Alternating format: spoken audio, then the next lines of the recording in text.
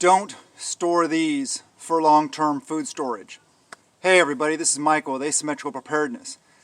It's an important topic, right? We don't want to store the wrong things. We don't want our stuff to go bad while we're waiting for SHTF to happen, for an event. We want to make sure that our stuff is viable long-term.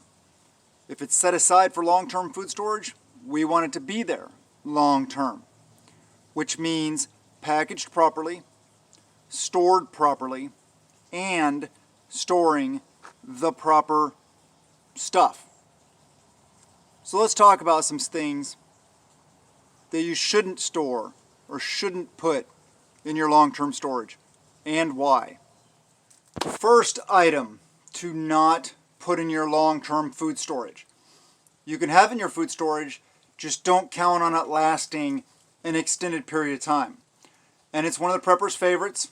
It's inexpensive, very easy to get, and all those kind of things. Gunner, our Homestead Defense Kitty, wanted to say hi. So we'll talk about the first item with Gunner. Gunner is about a 1-year-old Maine Coon. He's going to get big. He's our newest addition to the homestead. The first item is top ramen. I know people love to stockpile top ramen because you can get a huge stockpile for very cheap. You can get a huge stockpile of beans and rice very cheap also, and you cannot plant top ramen. Sorry. I tried it. You put it in the ground, you water it really well, top ramen plant doesn't grow. And top ramen, because the oils and stuff like that in it will go rancid. So it is okay to put in your food storage. Just make sure that's one of those things you're rotating through it. I'm mainly headed towards the direction of long-term food storage, 10, 15, 20, 25 year storage that you shouldn't have to rotate. So these are the things we're going to talk about. Some more items. Just a sec. The next item that you shouldn't store for long term, because of the things we talked about earlier, is flour. Flour goes rancid fairly quickly. Have it in your preps, definitely. Definitely have flour, because it's much easier than grinding up your hard red wheat, your white wheat, your winter wheat, your whatever kind of wheat you have. It's much easier to do that, to use your flour, than to go about grinding all that other wheat. Keep your wheat, hard red wheat berries, sealed properly, will store a long time. That's great for making flour. But in the interim, have flour. I keep our flour in our working pantry. We have some in food storage, but we have it labeled, dated, and stuff like that, so we can rotate through it. Mainly use it in your working pantry is for what I say though, because you're using it, you could have a big sack of it, but use out of it. When it starts getting low, buy a new one, put it in your pantry. Finish the first one, etc. Rotate through it, use it. And these are all those skills you need to know how to do. You need to know how to bake, you need to know how to make bread, you need to know how to make tortillas, muffins, biscuits, all these kind of things. Because in SHTF, we're not going to have chefs, we're not going to have restaurants to go to. We are going to have to do it. So this is another one of those things. Learn and do now, while it's easy, while you can be learning in a controlled environment, safe environment, not having to worry about feeding your family from that necessarily if it doesn't turn out right. Right? So what's the next thing? You don't want to blooper reel. What's the next thing you don't want to store long term for your long term food storage? That would be oils, lard, grease, fats, stuff like that, because they go rancid. Also, there are some that last longer than others though. Coconut oil lasts a long time, but lard specifically doesn't last as long. Just do the research on the specific fats that you use in your diet for your cooking, etc., and incorporate those dates and those storage times into your preparedness plan, into your prepping plan. That's what you should be doing for everything. but especially these items I've been talking about in this video today. Because fats and oils don't store that long. Are there other forms of it? Yes. You can get rendered down butter, which is ghee. Ghee lasts a lot longer than regular butter. Coconut oil, like I mentioned. Then there's some other oils that last pretty decent. Olive oil, avocado oil. There's some other ones out there. I don't know them all. But these are some of those things you got to remind yourself and think about when you're planning your food storage. It's very important. You don't want to have all this food storage set aside 5, 10 years down the road, whatever, or maybe you've already had it 5, 10, 15, 20 years. SHTF happens and you're having to use it and it's all bad. It's all rancid, it's all nasty, it's all unedible. Now, can you use those fats and oils for other things? Yes, you can. You can use them for starting fires. You can use them for oil lamps. There's a lot of different things you can use them for. But you're not going to have them for the primary purpose of why you set them aside for, why you're counting on them being there. You're counting on this stuff being there so you can feed your family, or else you wouldn't be doing it, right? Yeah. It's peace of mind. What happens up when you open up that peace of mind and it's all bad? Just like I talk about proper storage. You open up that peace of mind, mice got into it. Done. These are all things we got to think about. So now, we're to one of my favorite preps. It is a shorter term prep. It is something that won't last 20, 25 years. But we love it. So this is another thing, one of those things that's important. Only put foods you like / love in your food storage. Maybe if you don't like rice a lot, maybe you just like it a little bit, still included, of course. But it's peanut butter. Man, I love me some peanut butter. So does my family. I mean, I don't know too many people that don't like peanut butter. And I made TJ Bear Independent jealous one time because I found a 35-pound pail of peanut butter at my restaurant supply store. I was like, hoo-yah. So we got it, of course. And yeah, he was like, oh man, that's awesome. So anyway, peanut butter is awesome. High in calories, high in good fats, all these things. It's good for you. It's not bad. You know, like people talked about nuts and fats. Fat is not bad for you. Fat is not bad for you. Get that out the window right now. All that low fat stuff, throw it out. If you want butter, use butter. If you want oil, use oil. Just don't be crazy about it. Be smart. Use your head. Moderation. Just like this. Today is a rough day. I got up, we went to bed late, got up early. Man, working on the things. The rest of the family's asleep. I woke up early this morning. Got the garden watered. But I know these things are bad for you. I know. I get it. But man, some days, whew. I just need, I'm not endorsed by them at all. I just bought them. They were on sale for 69 cents each. They were the highest caffeine, cheapest energy drink there were. Do they taste that great? I don't drink it for that. I drink it because I don't need it, but yeah, it helps. Anyway, yes, peanut butter, one of my favorites. Doesn't last that long. Keep that in mind. Here's one you might not have thought about. We talk about dehydrating stuff, how it extends the shelf life. It does, yes, definitely. But here's one you may not think that it may not have as long a shelf life as you think it does. And that's jerky. Beef jerky, pork jerky, chicken jerky, turkey jerky, whatever. Jerking meats does help extend the life of the meat. It will last a lot longer than raw meat, of course, and or cooked meat, yes. Won't last as long as canned meat, though. That's a better option for meats. Jerky, in your shorter term preps that you rotate through, fine, great, good. SHTF scenario, you're hunting, big game, small game, whatever it may be, making jerky, oh yeah, definitely part of the plan. But that's another thing. You got to know how to do it. Do you know how to do it? Have you done it?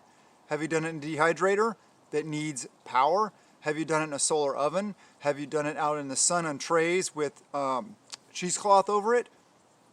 Can you do it in your environment? Don't know. You know that. But just say beef. I'll just say beef jerky. Beef jerky. Love me some beef jerky. I love the jalapeno beef jerky. I love me the peppered beef jerky. It's great. Try making on your own though, and be mindful of the shelf life. A lot of things, however, though. Speaking of shelf life. Okay, the shelf life on canned goods, on all the stuff in the grocery store. You know why a lot of it's there?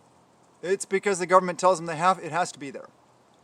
And it's so you won't be using all this stuff. You'll be buying stuff all the time. You'll be buying more. Oh, it's bad. Throw it away.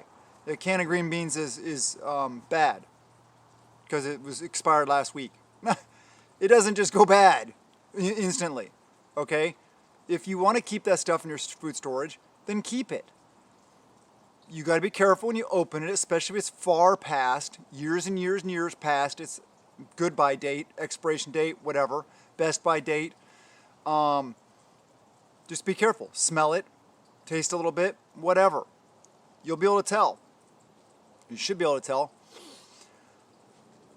Don't say, don't hold me liable if you ate something that makes you sick. That's on you. I'm not telling you to eat anything that you shouldn't be. But those best by dates, no. Especially canned goods. I mean, they've opened up canned goods found in bunkers left over from the Cold War and World War II. Opened them up and they were completely fine. May not have had the nutrient content, may not have tasted as good, but you could still eat it. So, but just be careful. Like I said, best by dates, canned goods, stuff like that. Nuts. Nuts, because of the fat content, go rancid. You can have them in storage, fine. Just like all these other things I'm talking about that may not have as long a shelf life as you think, or as you hope for, or as you plan for. This is why we're talking about this stuff, because it helps us in our planning. Proper planning. Avoid, I won't finish that one. Yes, nuts. Nuts, seeds, all this, and I'm talking seeds you eat. Not seeds you keep for planting things. Talking about like sunflower seeds, those kind of things. Pumpkin seeds that are packaged and you eat them. Be mindful of the dates. They don't last as long as a lot of other things. So that's another one of those short-term or rotatable food pantry items. And if you have them in your preps, fine, great. Big bag of almonds, walnuts, whatever it may be, cashews, good. Good healthy fats, good nutrients, micronutrients, macronutrients, or there's not many macronutrients, some proteins, some carbs, stuff like that. But they are a good source of a lot of micronutrients, vitamins, minerals, and like I said, fats. Fats is one of the things that is slightly more difficult to stockpile than, say, proteins and or carbs. Carbs are the easiest. I mean, you can go get bags of rice, corn, barley, quinoa, oats, all that stuff all day long. Easy to get carbs. Carbs are inexpensive. All your garden fruits and vegetables have carbs. Proteins a little more difficult, and fats even more so difficult. So it's something we got to keep in mind. So we can have these things, but rotate through them. If they are getting close to an expiration date where maybe you don't want to use them anymore, or you're ready to rotate, so you don't waste the food instead of waiting past the expiration date or expiration date, you know what I mean, and then throwing them out, well, then donate them to a local food bank, to a homeless shelter, something like that, or to a family in need that you know of. These are good things to do. You help people. Helping people is what we do. I follow him, and he tells me I should be helping others, not just myself. That's important. A very important part of my faith is helping others, doing good, being good, living good. So think about that when you're rotating through your stuff. Don't wait till after the expiration date because a lot of those places can't accept it. But if you want to rotate through, plan ahead, help somebody out, replenish your stockpile. That's always a good thing. So, all these things that have limited shelf life, you want to be aware of. Planning. The better planned, the better prepared you will be. While I'm thinking about it, if you like my videos, you like the channel, please subscribe. Please hit that little thumbs up. Helps with the algorithm. Same with the little notification bell. Click all. That really helps with the algorithm. And comments always help. And sharing the videos, you guys feel so inclined, share it with your friends, your family, anybody. Please help grow this channel and all the other prepper channels and prepper related channels, homesteading channels. Homesteaders and preppers, right? Homesteaders should be preppers, preppers should be homesteaders. Yes. Do all the things. And if you want to check out my content on Patreon, we got hundreds and hundreds of videos there. It's $1 a month, well worth it. Links in the description below. Amazon storefront, links in the description below. I have an Olight affiliate link in the description below. So far, quick little update. I have that Olight Frere for about, 2 months now? Maybe 3. I forget. So far, big thumbs up. I have no problems with it. And I have no dog in the game. They're not paying me anything like that. They just sent me the second light. It's the Warrior Mini. I'll tell you one thing that was pretty sweet. I don't know if it's always included, but they threw in for me this little bitty flashlight. It's not even my finger is my pinky's bigger than it. It's about yay big around. It's really small. It's about yay big around and about that long. And you turn it on. It's a LED flashlight. I gave it to my 4-year-old. She loves it. It was awesome. It was so cool. And I thought actually it has a practical use. It has a little D-ring on the end. Put it on your gear and you can use it for map reading or something like that. But I would cover it with a red lens. Or just looking around the tent or something like that. Awesome. But anyway, yeah, so far I have no beef with Olight. Maybe it'll change. I don't know. But anyway, I love you guys. I put all this information because I care about you. I want to uplift you. I want to empower you. I want you to be better prepared. For one thing, because I care about other people. I care about you guys. And part of it's selfish. Because I don't want, we talk about assets and liabilities. The fewer liabilities are out there, the more people that are prepared, that are assets out there, the better. Because the more liabilities, the more people will be coming for my stuff and coming for your stuff. The more threats there'll be. That's one, so part of the reason why I do this is selfish. Most of the reasons why I do it is to uplift, empower other people through positivity, not fear porn. I know some of my titles and stuff like that, I word it so it grabs attention sometimes. But when you watch the videos, you guys know I'm just straight up. I don't play into that. I got to play the game though to try to reach more people and get more people on the side of realistic prepping, homesteading, growing your own foods, raising your own animals, stuff like that. And those catchy things work, unfortunately. But I love you guys. Thank you for being here. Have a wonderful day and blessings to you and yours.